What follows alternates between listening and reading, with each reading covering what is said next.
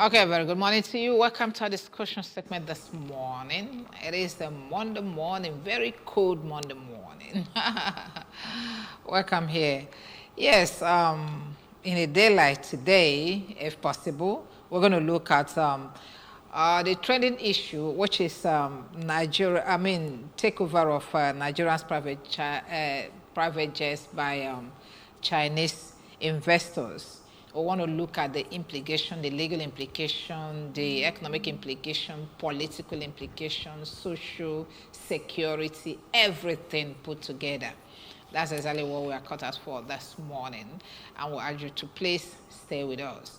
My name is Ijama, and I have gentlemen that have joined me to do this because I can only blow the whistle and some people will run. Okay, so the first person is Barrister Chris Arukwe. Barrister Chris Arukwe is a public affairs analyst, apart from the fact that he's a legal practitioner. Okay, welcome you this morning, Barrister Arukwe. Good morning to the weather and the cold environment. Yeah. Okay, and I also have Dr. Nonso Ekesiobi. Dr. Nonso Ekesiobi is a lecturer at the university and also a public affairs analyst. Good morning, Nonso. Good morning. Nice to be here again. Okay, I wanted to call you Nonso Napogi before Doctor came in. Okay, so welcome, gentlemen. Well, you've heard my introduction. Sometimes what is happening in this country, I present a very nagging situation, a very nagging scenario that you wouldn't even know where to start talking about it. That's why in a time like this, we'll get professionals to talk to us. I have a legal practitioner in the house. I also have a seasoned economist in the house. Okay, let's start looking, let's look at the background of how an investor, another country's investor could just start seizing properties of a sovereign nation. I'm starting with you, Arukwe. Yes, the background to this scenario started way back in 2001, where the Chinese government and the federal government of Nigeria entered into what they call bilateral investment treaty, which will enable Chinese companies to come into the country, invest, and be protected by the treaty. In later years, 2002, 2003, certain Chinese company came in and discussed bilateral relationships with Ogun State government to open up an area exposing itself to the shores, the Atlantic Ocean, called the Free Trade Zone, which they will build the infrastructure, manage, and pay, so to say, rent or royalties. So the contract was began under the regime of Daniel, the governor called Daniel. Yeah.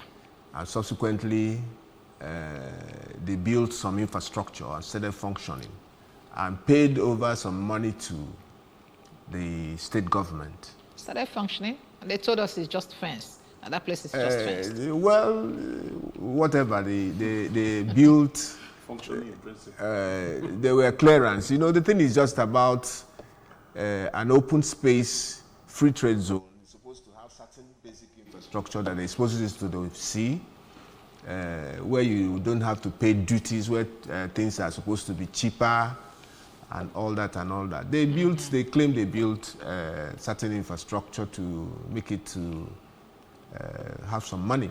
Meanwhile, there was an arbitration clause in the agreement, and this arbitration clause was to be hosted in UK, a neutral country. Normally, it's usually a neutral country that will host such arbitration if there's a dispute. Mm-hmm. So somewhat, during the subsequent government of Dusumu or something, the second government.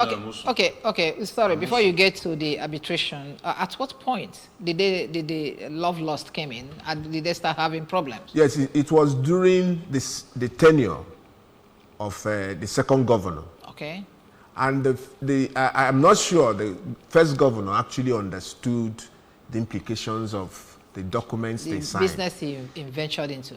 The type of clauses in such, because this all these signing ceremonies you see in Nigeria, they don't even read. You can see the various contracts they entered into. Very bulky. They'll just be looking to where to sign. The railway contracts. This is another one that would come up someday, sometime. So eventually, the second government appeared to terminate the contract. And the Chinese company went, just cutting the story short so that the audience can follow. The Chinese company now went to arbitration in London. And the arbitration awarded $75 million as breach of contract. There was what they called a time to appeal the award. Several information or warnings were sent to the Nigerian government to enter appearance, to challenge the award on whatever legal basis. That period is expired. They were given extensions. And yet when they came, they now said that the properties to be attached are state immune properties, and that the contract was a domestic contract, not binding on the federal government. But the law that guaranteed the contract is the bilateral agreement between China and Nigeria. And Ogun is part of Nigeria. And Ogun is a sovereign state in Nigeria. And all part of Nigeria is Nigeria.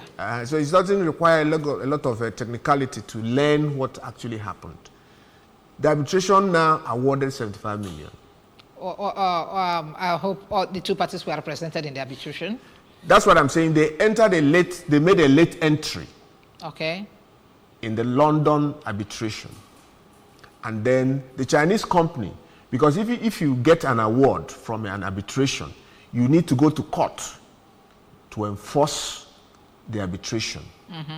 So this Chinese company went further to a UK court and tabled the arbitration. And the UK court upheld it and attached properties, 2 or 3, in UK, which used to be a consular residence of our envoys in UK. But the properties were rented even below market values in UK. These rents were being collected. You know what Nigerians can do for themselves? They were helping themselves. That's not what Nigeria cannot so do. They reduced apparently legally the status of those properties to a mere commercial chattel, to a more commercial property that state immunity cannot protect. Since now these properties are being used as tenant and tenancy properties, anybody can buy it, anybody can lease it, and all that. So the courts held that these properties are no longer in use as a consular property that state immunity would have protected. Okay. And this same Chinese company rushed to France.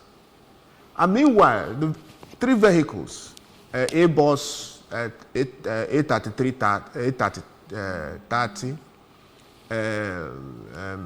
Dobby, about 3 Airbuses, aircraft, let me just call them aircraft, different values, having different values. And then went to the same court to have enforced the arbitration. And the same court said, yes, these aircraft have been put for sale in a commercial market. By Nigeria. Therefore, it is no longer properties owned by a sovereign state. It has become a commercial property, not subject to state immunity. Okay. The properties in UK was being advertised for sale for 2.2 million US dollars in eBay. Those in the aircraft in France are being advertised for sale, these people having won the court orders that they needed to sell. That is where we are now. This is the legal background. Okay, this is legal, but what I want to find out is, like I asked earlier, in all this legal battle, was Nigeria represented in the court? Do they really know what was going on? Yes, they lost, just like we lost the Cameroon, Biafran, Bakassi area. There are certain arguments you go to court with. It's fraught with difficulty, legal difficulty. They went to court based only on one item of defense. Their defense is these properties are state properties, sovereign properties. That cannot be seized. That cannot be seized, that are not subject to this type of bilateral transactions. Okay. But the law is the usage. Is this property or these properties, are they being used as properties that have immunity? On sovereign basis. On sovereign basis. Okay. But when you now Sovereignty commercialize a property, when you put a property for sale, what it means is that you can buy it, I can buy it. Okay. Thank you very much, So, sir. and they lost that argument. They lost the argument. Both in the arbitration and the law court. Because if you get an arbitration award, you need to move to the court for enforcement. During this process, the court will also look at the legal regime that guards the transaction. Okay. One, there was a bilateral agreement, well-funded and founded by the two governments, China and Nigeria. So there's a legal basis for the Chinese company to have entered into transactions that are no longer private transactions because they are covered under an existing subsisting bilateral agreement. All right. Thank you, sir. Yeah, Dr. Nosso, let's look at the economic background too. We have seen the legal background. And then while we look for the economic background, let's link it to the quantity of property that has been seized. Is it commensurate with the amount that we are owing them? It's very, this situation is very worrisome. And, and if you've been following the fiscal activities of government, both at the federal and the state level, you should think that a government that is having a revenue crisis should not be toying with its assets, especially in this kind of situation. But you wake up and you see another, more worrisome issue like this. Now, when the state, in fact, I don't know how to put it, but you see, in the course of these discussions, when you see the body language of those who are supposed to be bothered by this thing, and they play it off as if, no, they just, like with a slap on the wrist, like it's nothing. It then gets me seriously concerned. Because for a governor to come out, former governor to come out and say that he did not understand what he was signing, or he didn't really go through it. I don't understand. In some places, those kind of statements, ought to get you behind the bars. Yes. You don't just go You don't just sit down and enter into any sort of agreement or take any decision unilaterally and thinking that there will be no consequences. Why do you have advisors? Why do you have Attorney General? Attorney General, yeah. Why do you have all these people around you? People with a plethora of many assistants and sub-assistants and the rest of them. So because now we know that, like our legal friend here just mentioned, that this thing is based on a bilateral agreement between Nigeria and China. And Nigeria means anything in Nigeria. Even if it's a state government, it is still in Nigeria. So the federal government and the state government, the federal government is battling with its own fiscal challenges, its own fiscal issues, especially as we are seeing what is going on with the crude oil scenario, where they are now telling you that we have sold some amount of crude oil in advance, that we have used some of our expected crude oil revenue in the future to take loans for today, then do we have to be creating opportunity for this kind of embarrassment, where now the state government and if you go through the list of indebted states, you see that Ogun State is among the top 10. So these, subnational governments are finding it difficult to pay salaries, to pay pension, to carry out their normal, fiscal obligations. So now, if you want to add this one there now, what does it make economic sense that we are incurring a debt, not because we made an investment and the investment, went bad?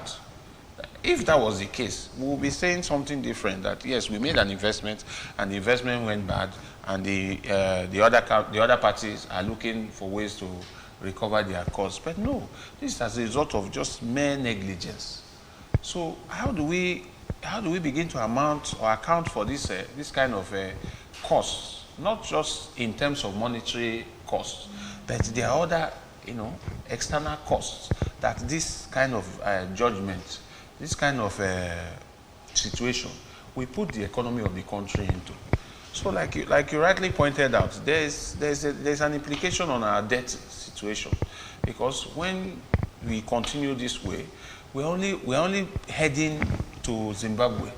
Sorry to use that as this, but that's where we are heading to, where we will not be able to cover. In fact, we will not be able to cover most of, if not all of, our government responsibility because of this kind of financing issues. So, as it is now, the judgment has come, the enforcement is taking place. Then you ask about whether it is commensurate, these monies that they are taking, with the debt. It depends on how much they sell it. And this kind of valuation at this stage, they may not be valuing these properties at the exact amount. They may be valuing it at amounts where they can recover where they can get buyers easily or quickly. So in terms of the valuation, how we are not part of the valuation process now. It is what they deem it to be. That we result. So in terms of the valuation, it is only when they have come out to say that they are satisfied, that is when we know that, okay, these are the number of assets that we have, and look at and they've not, like he pointed out, we are seeing most of our national assets abroad. We are beginning to see them on eBay. The ones in the UK, I'm hearing they are moving to the United States, and this is the global community. Everybody, they uphold this kind of judicial, decisions more than the way we don't take our courts here for granted. We don't take our courts here seriously. So they definitely, more assets we go, then what is the implication? Then our assets will begin to deplete. Okay, we're coming. Before we get to the implication, let's also get a better background of all of this. Okay, just now we have discovered that during the course of this issue, we have discovered that some of these national assets have been commercialized, especially the buildings in the UK and even the aircraft that we're talking about.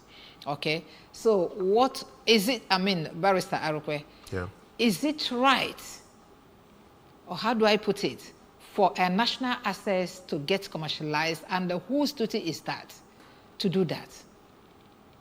Yes, this question is a moral question that begs at the type of people we are. It just shows what the wrath is.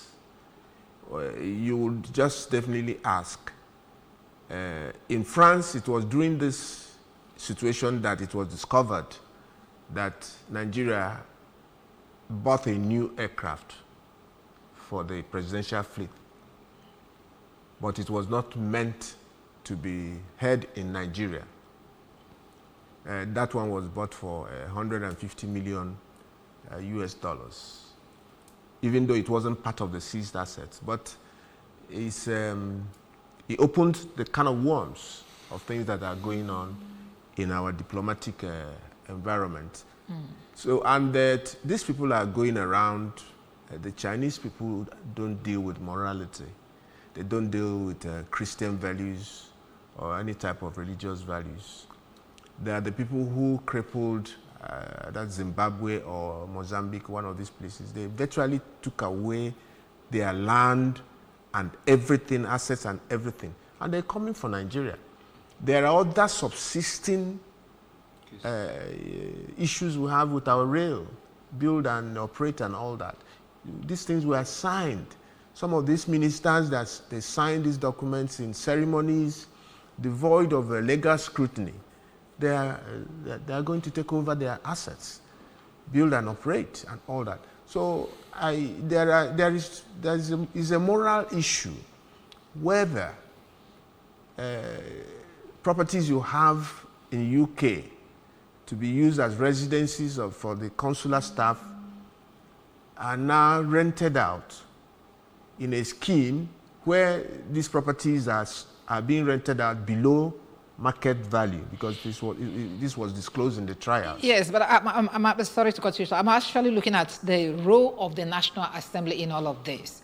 Do you have the right as a person, as an office of the executive to do this without resort to the National Assembly that this is what we want to do?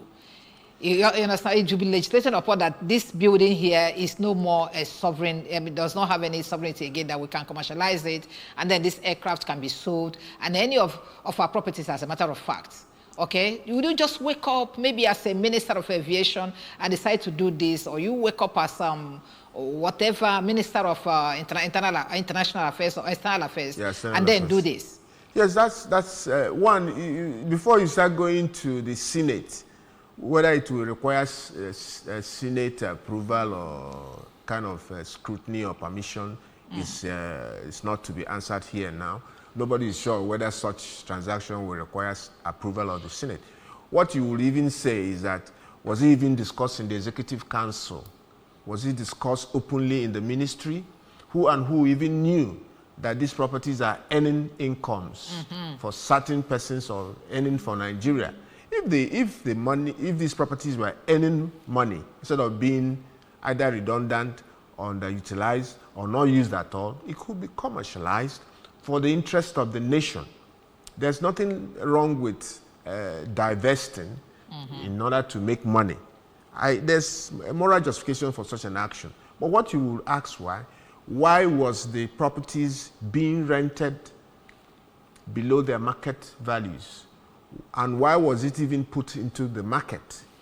Nigerian facts, of course. Yes. So you discover that we are sick, not just at home, but we're sick all over the place. So when now the money at stake is $75 million US, you will know that properties don't cost as much as in Nigeria, where you buy properties at billion. In UK, you may just recover 2.2 million sterling pounds, which is a dot, which is a small drop to the value being award value, which is $75 million US. So they are going to attach more properties in order to make up what their award is. $75 million. So it's still a far cry, because these aircraft that have been bandied may have been out of service, may have been unserviced, may not have real second-hand values, because the white people don't buy this type of properties. They give it to the black world to buy. You know what I asked earlier? If this contract is for $75 million, have they been able to put down works commensurate to that amount? No. The contract is not the sum. Now, we're not discussing the cost of the contract. Okay. What we are discussing is the breach of contract. Okay. There was a breach. Well, and this is what you pay for that. We entered an agreement to build an trade-free zone in a particular environment in Ogun State. And you terminated the contract in a manner not prescribed in the contract. So you pay. So somebody went to arbitration and won arbitration for the sum of 75 million. And for you to enforce an arbitration award, you have to go to court. Okay. And the guys went to court because they know what they're doing. They're smart people. They drafted the contract. They transact all over the world. They may not speak English, but they speak their language. And they have their interpreters.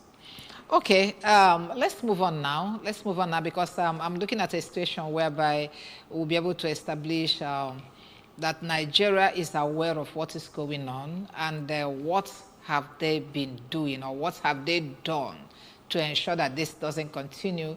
Because if we have to give up everything we have for this arbitration to be taken care of, then what is Nigeria? Okay, where do we stand in all of this? No. Let me come to you, Dr. Nonso. Where do we stand? We're at a crossroad. That's where we stand. And at that crossroad, there's no clear direction, both at the federal and the state level, because everybody is still trading blames where it came from. Within the Ogun State government, we are seeing past and previous administration telling the other, it's this person's fault, it's the other person's fault. At the federal level, the federal government is just more or less still yet to recover from the shock this thing has caused. Because at this stage, we need to be seeing some level of a coordinated policy response from the Ministry of Finance, from the Office of the Attorney General, and the Ministry of Justice, from the Ministry of Foreign Affairs, and most importantly, as a parastatal of government, the Economic and Financial Crimes Commission. Because at some point, somebody should take responsibility for this thing. It's not just enough to be saying it is the government, it is who were supposed to do the due diligence, cross the T's and dot the I's.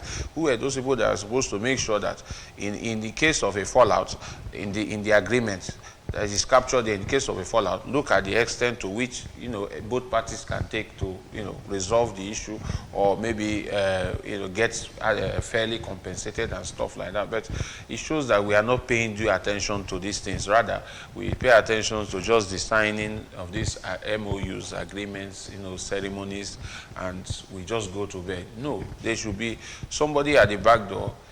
I think one of the things is even at least from this 1999, 2000, when all these things started, when we returned to democratic rule, they need to maybe set up an office or something. Just like we are experiencing in this case, are there other likely agreements or arrangements, bilateral or multilateral arrangements, that can put Nigeria in this kind of situation, so we begin to nip it in the bud? Yeah. Because I know that we are in a crossroad, like you said. But what I want to find out is why we are wallowing in our shocks and ignorance. Is there any plan that we are making, maybe to offset that bill financially and stop this robbing of mouths in Nigerian sovereignty, whereby another country will just be seizing your property in here? Why don't we just pay that money in cash and then let's yourself off the hook? Maybe there may be some, overtures made behind the scenes that we may not be aware of. Because at some point I heard that the Chinese firm, released one of the jets.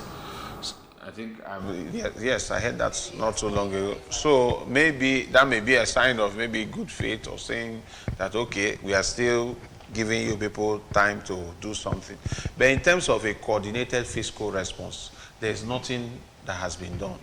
And again, if you watch what is going on, it brings your attention to, for instance, the case of what do you call these people again? Foreign airlines that are yet to recoup the money that they are supposed to collect because of what's it called? Foreign exchange shortages. Yeah, no, what do you call it? These are foreign airlines generally. British Airways, these Arab Airlines, and the rest of them. So don't you think that maybe after a while, these people may come back and say, okay, for holding our monies for this long, you will still have to pay us so and so some.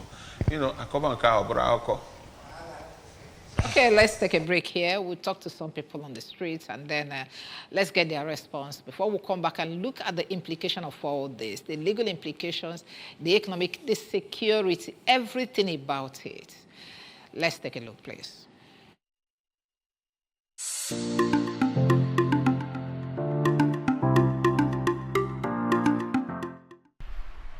salt. Why?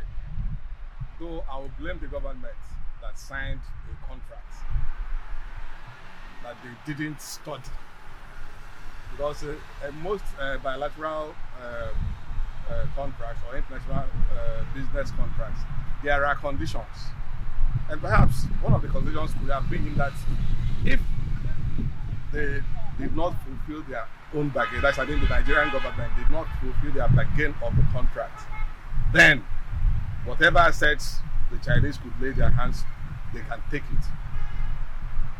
Then politically, why I said it's an insult is that presidential jet is a sovereign asset, which by implication, diplomatically, nobody, no country has a right to tamper with it. It's just like your diplomatic passport or whatever. You understand? So China does not have any right to seize the sovereign property of another country. Our leadership no problem. And when the leadership no a problem, because this confiscation are very fertile, this thing was a bargain for the Open State. And the implication is that, and the federal government will offer guarantee. When you take a loan, all the federal government have a backup, and all the export free zone. And the issue I'm trying to see is that Nigeria has mortgaged the youths, and very, very unfortunate. I'm not surprised. But who was why you Google Nigeria? I don't know why. But for us, I transit go from analog to digital. We are now trying to fit into your generation. But not the unfortunate. Now our leaders, and one of the foresights. So the Chinese are doing what they're supposed to do. Nigeria should wake up. Not alone or whatever on them. Not think of the future. And because they don't think of the future. It's another form of slavery, but also it is on a better side for us, because it means that before big men move, they will have to take permission from China, and of course China will also decide whether where they are going to is relevant or is for the good of the nation or not. As an individual, if you're owing me, I believe I have the right to take some of your properties.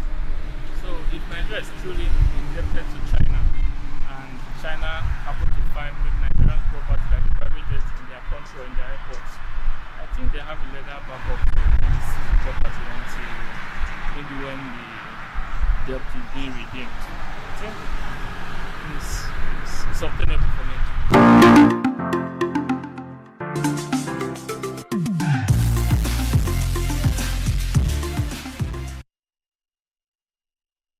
Okay, welcome back. It is still Good Morning, Anambra, and I'm with some gentlemen, Barrister Chris Arupwe and Dr. Nonso Ekesobi, looking at this nagging topic this morning, where we say, as Chinese investors take over Nigeria's private jets, the implication of all this, not just the private jets, a whole lot of things that they're gearing up to still take, okay?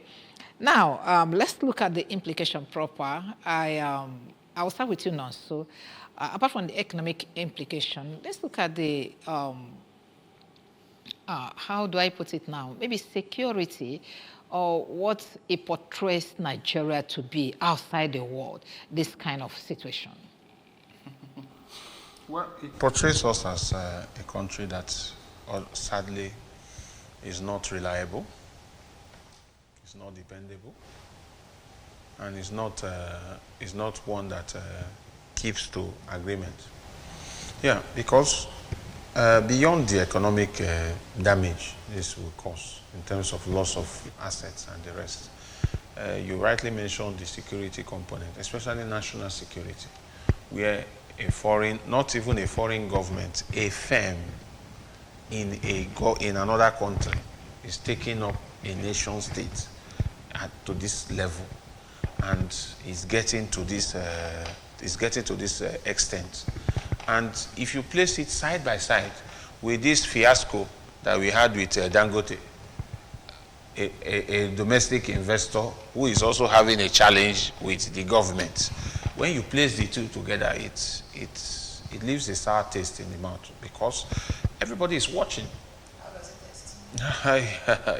taste? It's not wholesome. It's not palatable because everybody is watching. This is a country that is in dire need of investment because apart from our dwindling oil revenue, which gives us this foreign exchange, another channel we get this foreign exchange is through foreign investment. But how do you expect investors to come into a country that is already economically paralyzed? On top of that situation, this economic paralysis, you are now having a problem with how you interact with investors that are supposed to come and rescue your economy, as it were. So it doesn't bode well for us, because number one, we are losing our national sovereignty in terms of what people can. Somebody can just wake up one day, and in fact, what they are doing now is they are fishing around for Nigerian assets. So it means that our assets outside the country are already vulnerable to this kind of seizures. Then what are we not saying? Then you come to the political side. Which country now will be interested in having this kind of bilateral meetings, multilateral meetings that can yield to something good? Because nobody will want to take you seriously. I think of recent, the Chinese government invited the president. Yes, they've extended an invitation to the presidency to come and pay a visit to them. So, but this whole thing happened after that invitation. So, what is the prospects? What does the optics look like? Where does it place us when it comes to this kind of negotiations? We are losing our bargaining power, because when anybody is coming to say, he's seeing you from the point of somebody who is desperate, somebody who is weak, who has weak bargaining power. Somebody who has weak potentials. So you cannot bargain any country that you are exchanging anything with, any agreement with or cooperation. They see you as a vulnerable partner, and you cannot negotiate something that may be in our best interests. Rather, they will be giving you their own terms and conditions, knowing your predicament at the moment. Let's also look at this vulnerability, Barrister Arokwe. What do we stand to lose or gain in all this? I don't think there's any gain, because there are other countries that we are into bilateral business with. And then a firm in China is doing this to a sovereign nation like Nigeria. Not even a state, not the nation, China as a nation, just a firm. So how do you see us raising our heads off this, especially when it comes to dealing with other nations of the world? Yes, we have all said it. We've lost the leadership role in Africa, in the world at large. Security-wise, we are seen as a paper tiger. Our money is not even worth the print on it. And then international credibility is lost. In law, a company has powers and duties and rights as a living person. So the company is exercising natural, artificial powers ascribable to human beings. So when we are dealing, we deal frivolously. You do not know how much these Chinese companies parted before the contract was signed. So when they want to recoup their monies, the resources they have put, they are not going to. One, I read up that the executive of the company, somebody, was brutalized and was threatened that he should leave the country, or does he want to live in a bag. He and his executive was detained. After detention, here in Nigeria? Here in Nigeria. After detention, the man flew away for his life. So it wasn't something that was done romantically. So something built up to it. So China has a lot of interest in Nigeria. Many Chinese companies also were covered in these bilateral agreements, and they are going to come in at the appropriate time to exert the law because the arbitration will not take place in your host country, Nigeria. It's going to take place in a neutral legal regime where things will be looked at critically without sentiment or emotions and without the talent we have here as our own judicial somersaults we have here. So the law is going to be applied, just like we also saw how the PIB contract was looked at by I was going to bring that in. By the UK court. You can see how Ekweremadu ended up in the UK court. You can see how the former governor Ibori ended up in that. So these are people who are more serious than us, people who take the law and apply it without looking at who is involved and who is not involved. We've lost a whole lot of credibility standing in the order of nations in the world here. What is remaining of us is just the name Nigeria. Because given what has happened, the capacity of what has happened, this is just a tip of the iceberg. The amount of money that is involved, Nigeria cannot even cover that kind of money. You're talking of 75 million US dollars. Just multiply with 1,000 naira. And you begin to have idea what colossal sum we are discussing. Ogun State cannot have that kind of money. If they have it, one way or the other, they would have paid up. And one thing will lead to the other. If they cannot get their money, more properties will be attached all over the world. All over the world. They have not even talked about embassies in their own home countries. They are dealing with properties that have visibility. The ones they will touch and will feel it. They will go over to America and attach things because they know Nigeria, they know our weaknesses, they know where these properties are being filtered away or being utilized in a manner that we lose state immunity. Because what led to all this thing is that these properties were dehumanized. State immunity would have covered some of these transactions. But because we are the people we are, we lost on the grounds of state immunity. These properties were divested of the clothing they would have worn ordinarily. But if the state immunity had covered that, how else would they recoup their money? Because they will still have to recoup their money. These properties are already attached. Yes. The ownership have changed. No, apart from that, assuming that it hasn't lost its sovereignty, the properties. Yes. How else would have the Chinese company recouped their money, the 75 million naira? There's this thing they call lien. They will look for properties to hold. It's not only the state properties that have immunities that they can touch. They can touch properties in Nigeria here. The law covers them. All they need to do is to come home here and go to a court, a federal high court, to enforce an arbitration. Maybe they will seize our sorrows. But you know that enforcement in Nigeria here will be difficult. That's why they didn't come into Nigeria to enforce. Or even sister African. Okay, how? If a court goes through the arbitration award and says, okay, this property is attached, you and I knows that you'll be a fool to go and buy a federal government property in Nigeria. A private citizen going to buy something.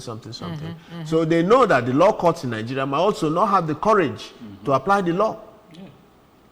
In Nigeria, we would have just applied the law as it's written, state immunity, that these are state properties, sovereign properties, because this is just, and these people relaxed and believed that the state immunity clause or the sovereignty clause covers them. They were very lackadaisical in even appearing. And I asked that question initially. Yes. Were they properly represented? And what is the position of the Attorney General of the nation in all this? They came in late into the arbitration. Look at that. And they even at the court, when they came into the court, it was already late. It was already late. I want to put a conspiracy theory to it. So a friend of mine told me that if it was a Southeast state that did this kind of thing, that the federal government would have been backing to high heavens. But because it is a state in the Southwest, I just told him, please leave this one out. No, in Nigeria, you don't leave anything out, because in Nigeria, you know that many things we see do not happen the way you see them. these Chinese people, in all the nations they do contracts or do business with, they are the biggest bribe givers in the world. Really? Yes. Yeah. So when they come here with their portfolio, they are easy to spend. They are not as ethical. They give you the kind of money that you will not say no. They are not as ethical as these guys, other countries. If it's America, they won't allow you, their own home country law, their domestic law will not allow you to bribe a foreign nation, just like Halliburton tried to do in Nigeria. Halliburton was charged a whole lot of money. ESO was charged a lot of money in Italy and all that. But Nigerian personnel that were involved in that creaky business all got away with it. Up till now, they all got away with it.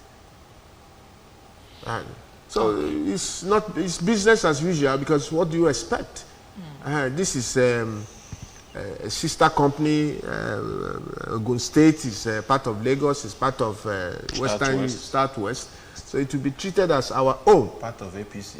What you will now see, one day they will use our sovereign funds to negotiate with the Chinese firms. And you will not hear about it. Yeah, you will not hear it again. And or they can give them another level of contract that will cancel the one that is under adjudication and all that. They will smile home and tie our hands further. I was actually going to ask you, if you are the Attorney General of this nation, how will you be handling this case now? Not as a Yoruba man. Yes, if you are buying into the conspiracy theory. if there is, I do not know what level of time is left for appeal, because the jurisdiction where some of these things are not appealable after it has gone to court and all that.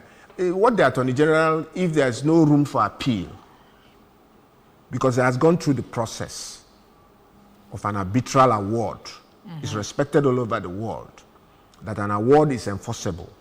How do you enforce it? By getting the pronouncement of the court, a competent court of jurisdiction, and that has been done. Then, if we don't have any room for a further appeal, what you now have is to negotiate outside the contract. Okay. Do a out-of-court settlement.